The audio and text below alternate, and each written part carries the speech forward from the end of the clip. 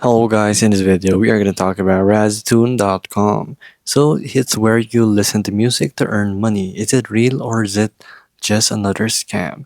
So here you will log in, sign up, and then here you will have to just listen to music to earn money. And it's just that simple.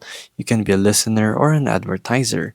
So when it comes to your Trustpilot right here, once you get to the $70 mark, the song payout will be really slow, and it will take about 6 months plus to get to the 90 mark to be able to make a withdrawal, which is really slow.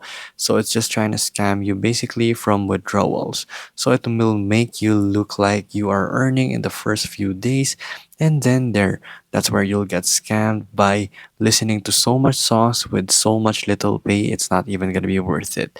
It's going to take you so long for reviewing songs that you're not going to get the payout, and you have a $90 threshold limit basically for your payout, which is going to take so long. And as you can see, it's just one of those scam applications or scam websites that will let you earn in a so-called way like this. So as you can see, 43 cents looks so good at first, but when you actually hit a certain threshold already, it's gonna reduce it and make it really small, making you harder for it to withdraw, and you'll just give up soon.